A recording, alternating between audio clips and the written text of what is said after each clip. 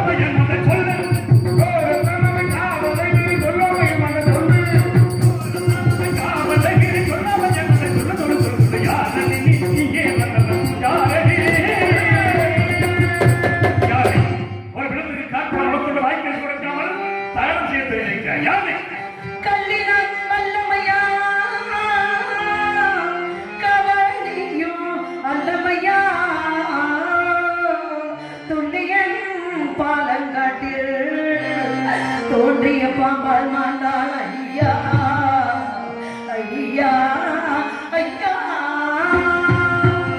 நல்லுரைத நிலை தாங்கி நான் இந்த சுடலை நோக்கி கொல்லியே வைக்க வந்தே கோபத்தை பொறுப்பீரையா ஐயா ஐயா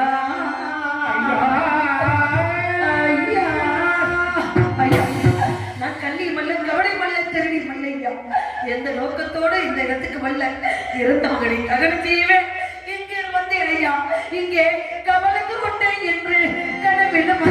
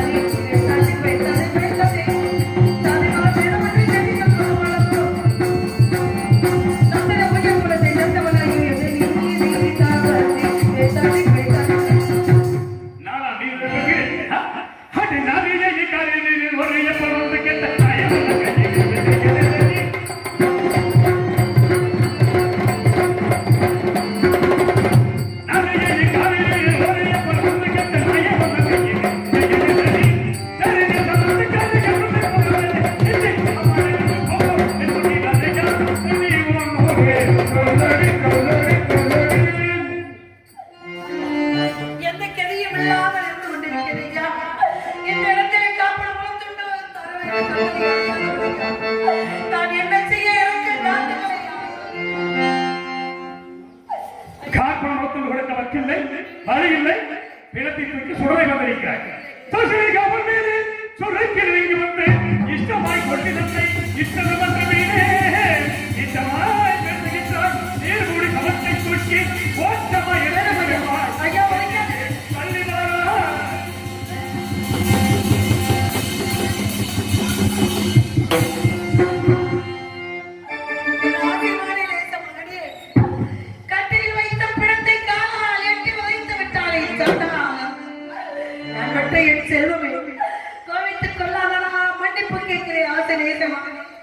ஆசை மகன் நேச மகன் பாச மகன் மகனே ஆசை மகனே நேச மகனே ஆசை மகனே மகனே என்று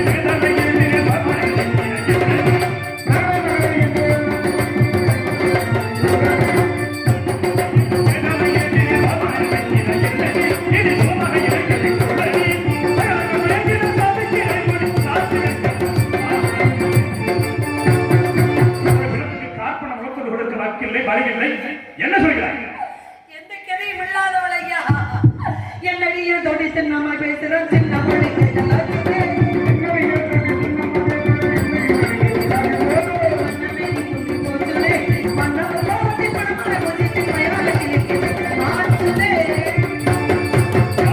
போட்டி என்கிறாயா?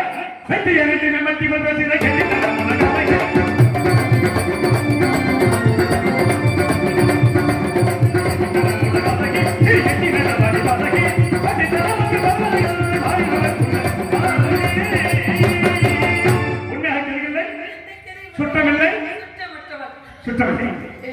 இந்த குழந்தை நீ பெற்ற குழந்தை நான் பெற்ற செல்வன் ஐயா. அப்படி என்ற பாதி பதி இதோ வந்து விடுகிறேன் என்று சென்றார். எங்கோ இருக்கின்றார் தற்சமயம் இல்லை அது இருக்கிறார். ஆனால் தற்சமயம் இல்லை. இப்படி இவர் வெள்ளத்தில் இந்த காசி மாநகரத்தில் இருக்கிறார். என்ன இது? ஏதோ ஒரு கருத்தில் பணி பணி பணி என்ன பண்ண இல்லை.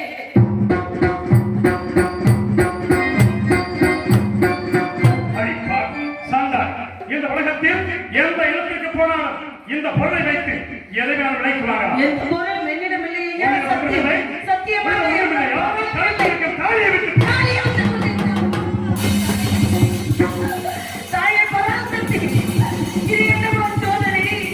தேவர் மோகனை யாரும் காண முடியாத வாங்கையும் நான் பெற்ற பிள்ளை காண முடியாத வாங்கையும் என் பத்தா என்று பிறந்தனுக்கு தெரியாத வாங்கையும்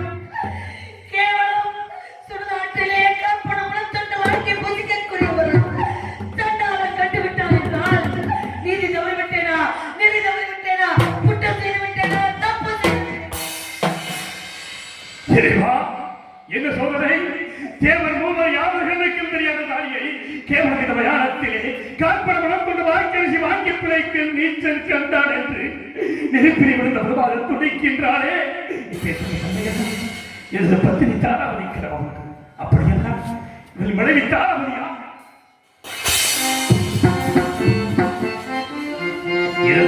இந்த குழந்தை என் மகன் என் மகன் என் மகனை இறந்து விட்டான். இருக்காது இருக்காது. இதுவும் அந்த விசுவாசத்தின் சூழ்ச்சி என்று நினைக்கின்றேன். இது விசாரிக்க வேண்டும்.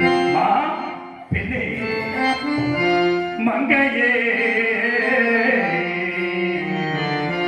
மங்கையே உடைவந்த கணவனல்லாதே மற்றொரு மகனுக்கு தோன்றாத மங்கையத்தை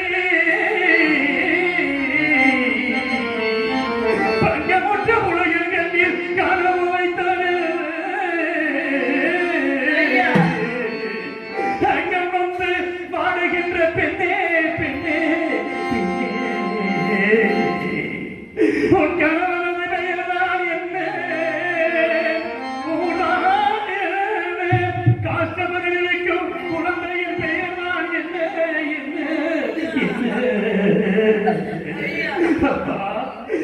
மனதினில் உள்ள மனக்குறையாவையும் மறைக்காமல் எடுத்துரைத்தார் மனக்குறை தீரும். பின்னே பின்னே பின்னே அம்மா யார் எனது கிடக்கின்ற குழந்தை யார்? தாங்கள் எந்த நாட்டை சேர்ந்தவர்கள்? தூரமாக எடுத்து சொல்லுங்கள்.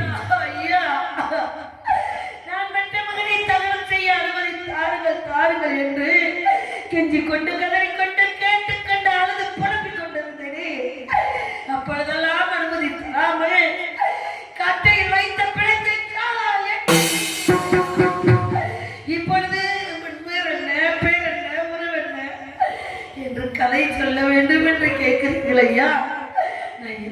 ஐயா சொல்ல? நான் பட்ட கதையை சொல்லவா, பரந்த கதையை சொல்லுவா, இந்த பாவி உலகத்தில் பிறந்த கதையை சொல்லுவையா? நான் எதற்கு சொல்லணும், ஏன் சொல்ல வேண்டும் என்றால் எனக்கு வேற வழி தெரியவில்லையே. நான் சொல்லும் கதையை கேட்ட பிறகாவது நான் பெற்ற மகனையை தகனம் செய்ய அனுமதி தருவீர்கள் என்ற ஒரே நம்பிக்கையோடு சொல்கிறேன் ஐயா. கேளுங்கள் ஐயா, கேட்டு போதித்து போகிறேன். யாரணை என்று கேட்ட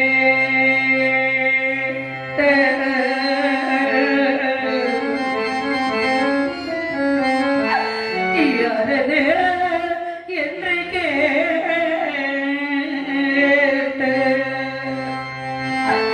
நான் யாரணை என்று கேட்டது நான் யாரணை என்று கேட்ட அன்புள்ள காவல்காரையா நான் யாரணை என்று கேட்ட அன்புள்ள காவல்காரையா ஐயா ஐயா நான் யார் என்று சொல்ல வேண்டுமா? என் பிள்ளை யார் என்று சொல்ல வேண்டுமா? சொல்கிறேன் ஐயா. இந்த பெண்மகள் இந்த உலகத்தில் வாழ பிறந்தவள் ஐயா. நான் பெற்ற மகன் இந்த உலகத்தையே ஆள என் தந்தையோ கண்ணமாபுரியின் அரசன், இவன் தந்தையோ அயோத்திக்கு அரசன் ஐயா.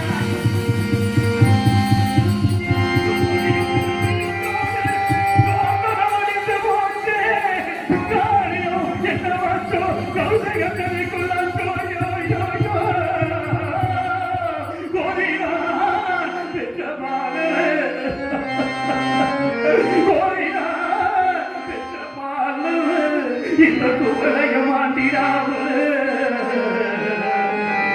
காரில் காட்டில் பாம்பு அதுக்குமே இறக்கிறாய்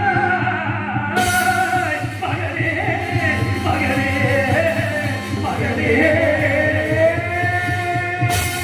மகனே செல்வமே கோசல நாட்டின் குலவிற்கு அயோத்தி மாநகரத்தில் இளம் தென்றலே நதிகுலத்தில் உதித்த ரத்தினவே செல்வத்தில் பிறந்த சீரழிந்து கிடக்கும் செல்வ சீவாய் நீ இறந்து விட்டாயா? நீ இறந்து விட்டாயா?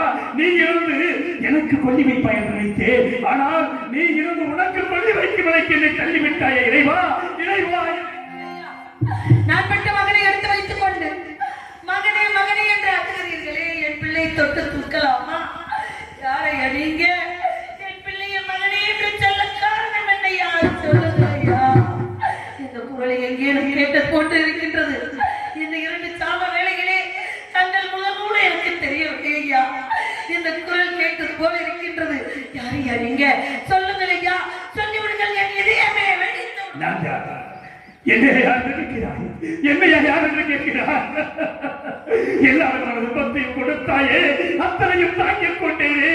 கத்திய மனைவியை கணவனை பார்த்து நீ யார் என்று கேட்கிறாரே, நான் எப்படி புரிய வைப்பேன்? அம்மா கண்ணே, என் கண்மணியே, என் கண்களுக்கு கண்களால் காட்சியாயிருந்த கலந்தியே, என் போனோடு உயிரோடு கலந்திருந்த இந்த மனித மயானத்தில் கொண்டிருக்கும் மாசற்ற மாணிக்கமே, என்னை தெரியவில்லையா? என்னை தெரியவில்லையா? என்னை தெரியவில்லையா? என்னோட உன்னை சந்தோஷம் அழைப்பார்கள். நான் உன்னை எப்படி அழைப்பேன்?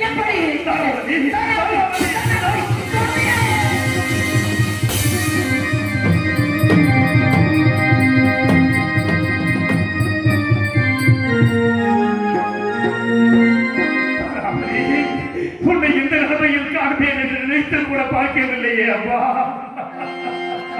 நான் என்ன செய்தேன் அம்மா? கண்ணே, என்ன செய்ய போகிறோம்?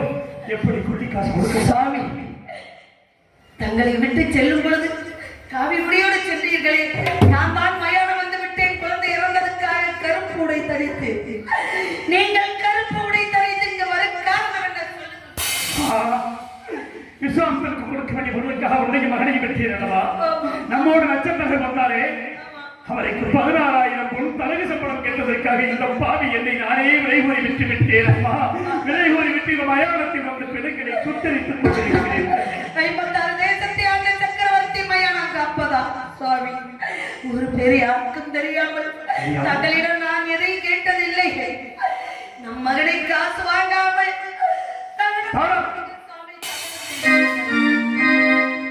தாரவதி, என்ன வார்த்தை கூறுகிறாய்?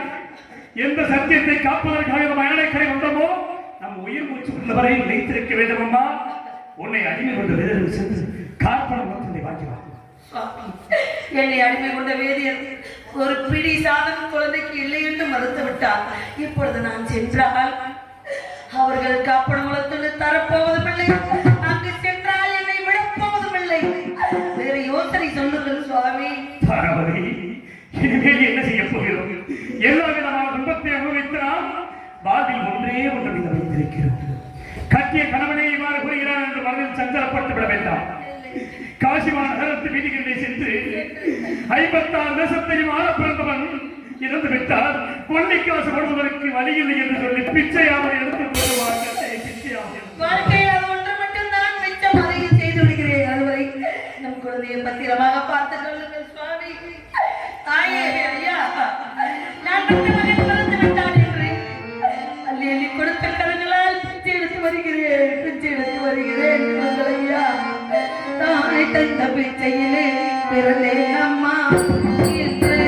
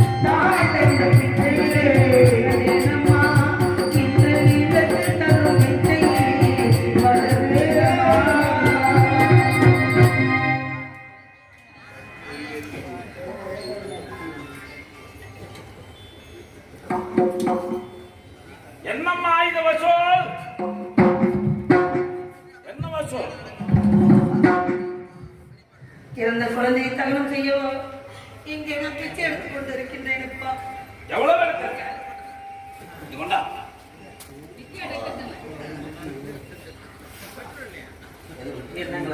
பிச்சைக்கார மாதிரி ஆக்கி ஒவ்வொருத்தரா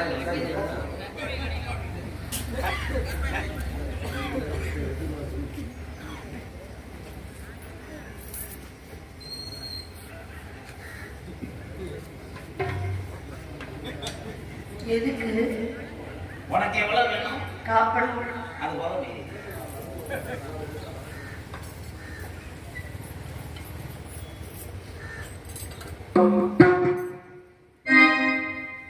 காசு கொடுத்தவங்க நாங்க சும்மா விட்டதே கிடையாது.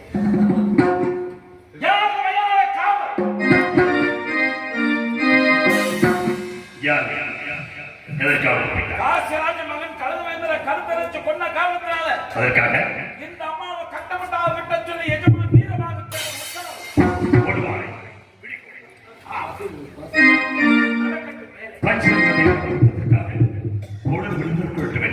இப்படிக்கு எஜமான் வீர்வாள் யாராக நீ அதை செய்தாய். வீதி வெளியே பிச்சை எடுத்துக் கொண்டிருந்தேன். ஒரு குழந்தை இறந்து கிடந்தது. யார் பட்ட பிள்ளையை என்று எடுத்து அழுது புலம்பிக் கொண்டிருந்தேன். அந்த குழந்தையை நான் கொன்றேன் என்று கொண்டு வந்து நிறுத்தி விட்டார்கள். சொல்லுங்கள் சுவாமி. தாராமணி, உன்னை நான் எப்படி கொலை செய்தேன்? சுவாமி, தாங்கள் என்னை வெட்டி எஜமானின் கட்டளை நிறைவேற்றுங்கள் சுவாமி. உன்னை நான் வெட்டலாம். அடி வண்ணக்கிளியே தன்னந்தனியே என்னை விட்டு விட்டு போக சம்மதமா, விட்டு விட்டு போக சம்மதமா. கிளியே என்னை தன்னந்தனியே என்னை விட்டு விட்டு போக சம்மதமா, விட்டு விட்டு போக சம்மதமா.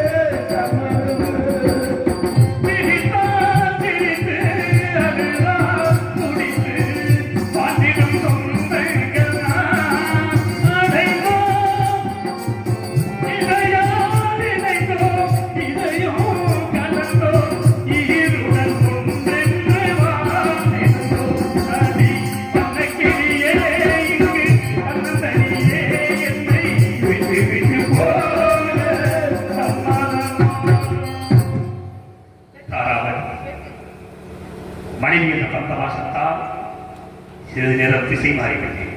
சேதுராமன் பாலாந்தோ நின்று வெட்ட கைவருவாயந்த பாலகத்தை மகளால் காத்திருந்தேன்.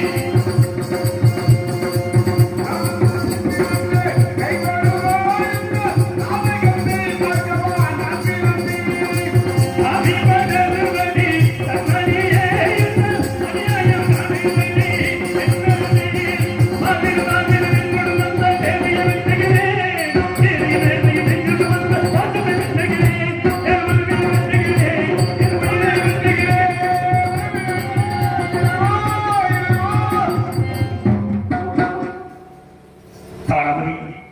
என் மனதை கட்டுப்படுத்தி கொலை செய்ய போகும்போது மணல் பார்வை தடுக்கிறதே. சாவதற்கு அஞ்சி வைத்தாயா? சாவதற்கு அஞ்சவில்லை சுவாமி. மறுபிறவி ஒன்று இருந்தால் தங்களுக்கே நான் மனைவியாக வர வேண்டும். நம் இருவருக்கும் லோகிதாசன் மகனாக பிறக்க வேண்டும்.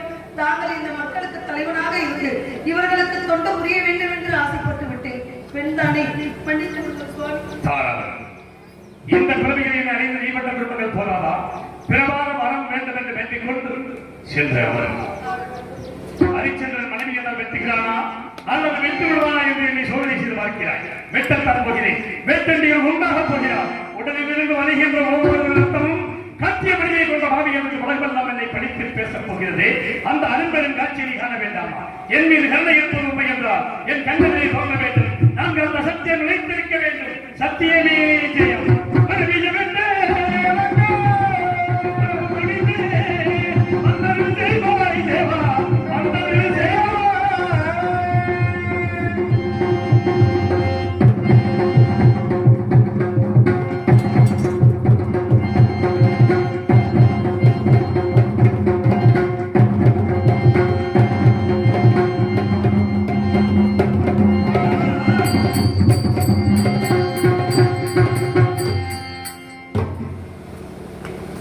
எண்ணிசையில் கீர்த்தி பெற்ற ஹரிச்சந்திர வலவை கேளார்.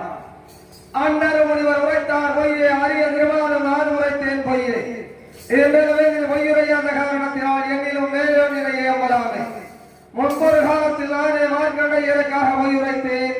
ஆனால் நீயோ நாடு இழந்து நகரிழந்து மனைவி வைத்தலை மார்க்கானிடத்திலே அடிமையாக்கி தானும் அடிமையாகி வயாரம் காட்டுகின்ற வேளையிலே மகன் இறந்து விட்டான் என்பது தெரிந்தும் மனைவியை வெட்ட போகின்ற நேரத்திலும் சத்தியத்திலிருந்து சதேனும் தவறாத முறை பாராட்டி